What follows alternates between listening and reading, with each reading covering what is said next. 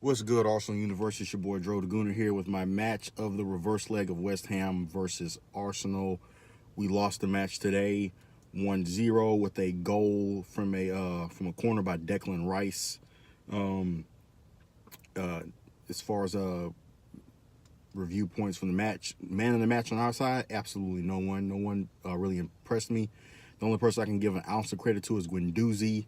He was up for a fight, and for some reason, West Ham decided to make him a target. So West Ham players really went after Guendouzi for some reason, kind of picked on him. I think they just picked on the smallest, youngest guy on the pitch, and he responded well, in my opinion. I think if you give the guy another Premier League season or two, especially a really good off season where he can train, possibly pick up a little strength, pick up a little muscle, pick up a little weight, so he'll be able to. Right now alone, he's able to handle the toughness of the Premier League. He's been able to prove himself durable, but I see that progressing on into next season. If I have to give what's a not man in the match, worst player on the pitch hands down was Shakhdar Mustafi.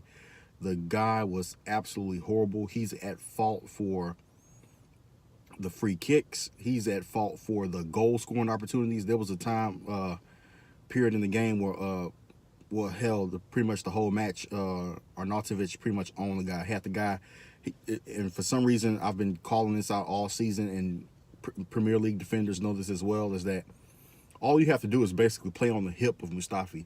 If you play on the hip of Mustafi, either you're too quick for him and you'll beat him. If somebody plays a through ball or chips the ball over, you'll beat him with pace, and you can body him. You can kind of knock him off to kind of slow him down while you're trying to make a play on the ball, and that's pretty much happened with Arnautovic, and they created a chance.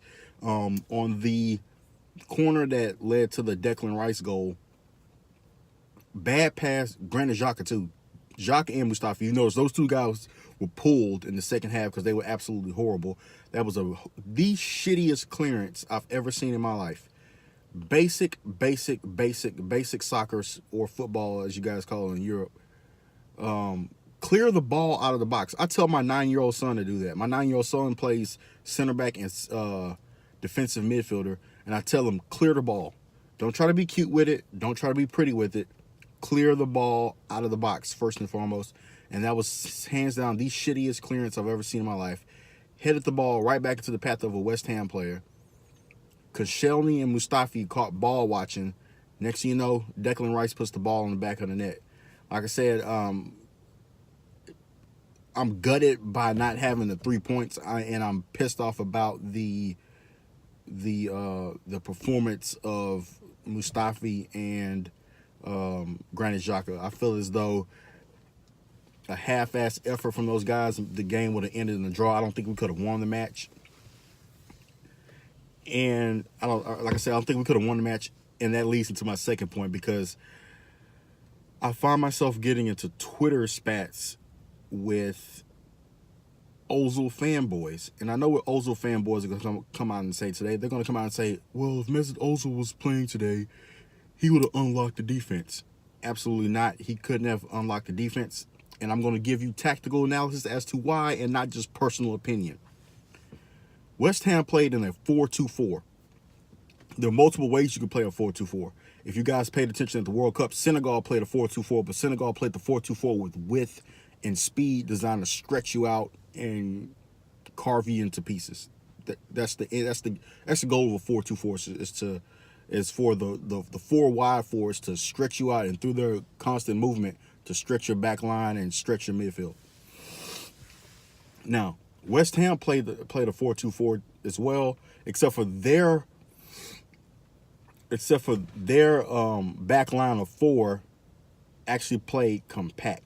They had Cresswell and Zabaleta on the wings. I forgot the two center backs' name. I know one of them is a young guy who played for Toulouse last year. They have two really tall center backs, and what they do with their back fours, they play really compact. They give up width. That's why you saw Kolasinac bomb down the left hand side for that chance. That's why you seen Iwobi was able to get down his channel, down his wing, as well as Maitland-Niles, is because the back four West Ham plays really tight. And that's what they want you to do. They actually want to give up the flanks so your wingers can get up pitch or your outside or your wing backs can get a pitch, and so they can cross balls in. They want you to cross balls in because they have two very large center backs that'll just clear them out. So like I said, they give up width. They allow you to come up the flanks of the field and put in crosses, and that back four compacts in. But also when that back four compacts in, they have two midfielders who will sit in front of the back four just in case you want to possess the ball and try to break their defense down. That's why Mesut Ozil would have been absolutely and completely totally ineffective today. I don't care what anyone says. If you have evidence to prove otherwise, I would love to hear it. I would love to hear it in the comments, or if you have any links to any videos you'd like to show me, I'd be more than happy to watch them. I am a tactical sponge. I love tactics. I pretty much watch, breathe, eat, sleep tactics all day, every day. And I don't think Ozil would have been absolutely ineffective. Now, the question is, could we have done something tactically different to combat that? In my opinion, I don't think so, because I think it's more of a personnel issue that you use to combat that. At best, from this match, we could have probably hoped for a tie.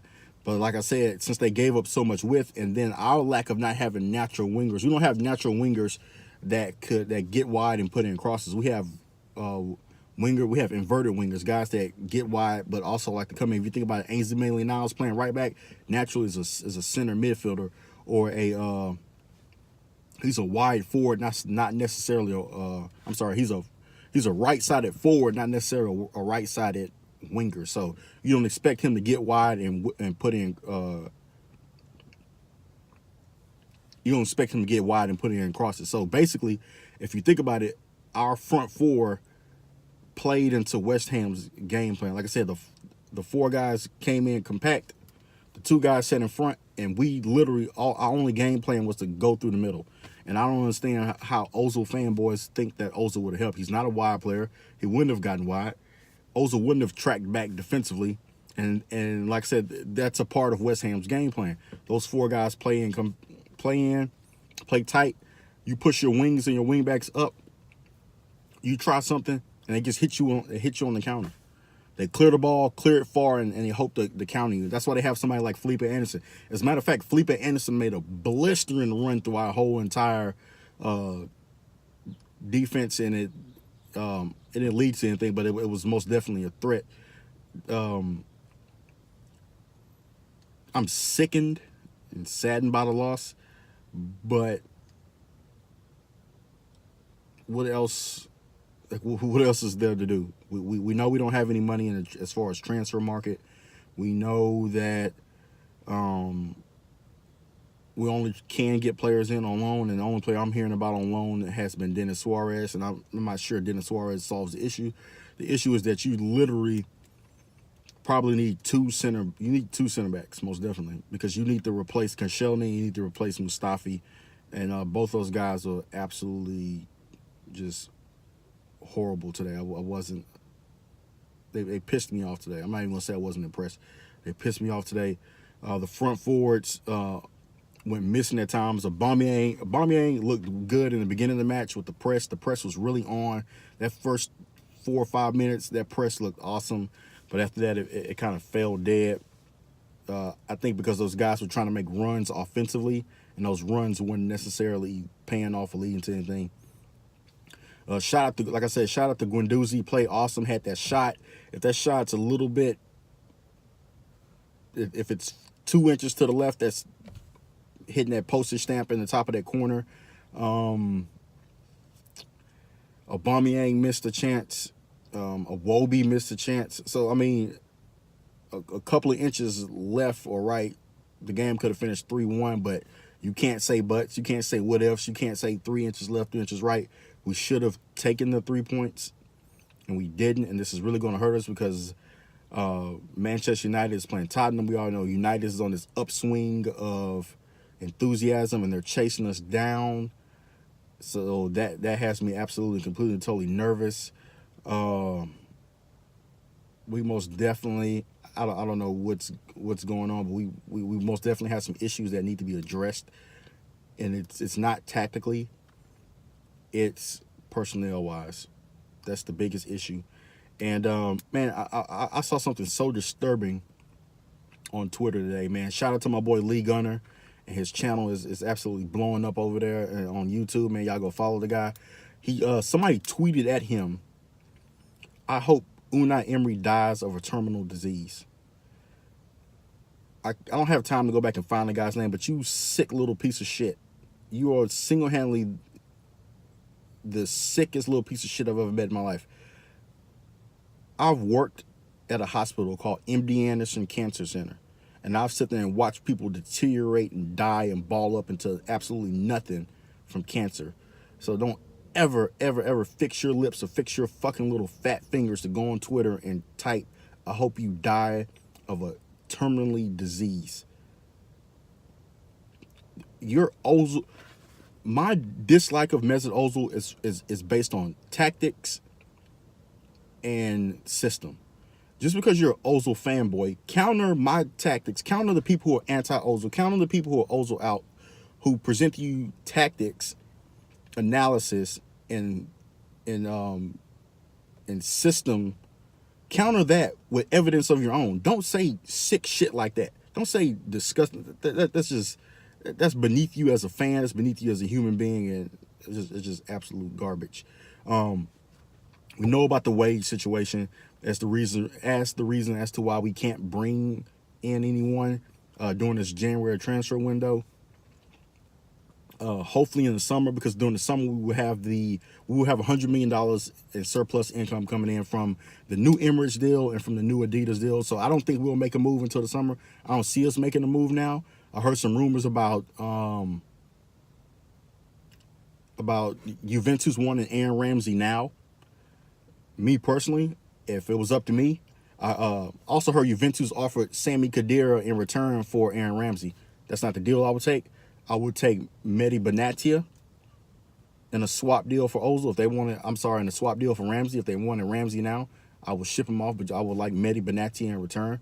We need a central defender. We don't necessarily need an additional old, slow midfielder. We have enough of those. So, I mean, we're going to have to bear with it, man. We're just going to have to tough it out for the rest of the season. I know this sucks right now. I'm telling you personally as an Arsenal fan, I am gutted. It fucking sucks about the transfer situation, but I know that this will pay dividends. I know that, I promise you guys, a year from now, 2 years from now, we're going to appreciate this grit and tough shit we're going through right now. Like I said, man, one loss, 1-0 to West Ham. It fucking sucks, but looking forward to the next match, and hopefully we can make some adjustments and we can grow from here. I appreciate the comments. I appreciate every single view, every single like button I get.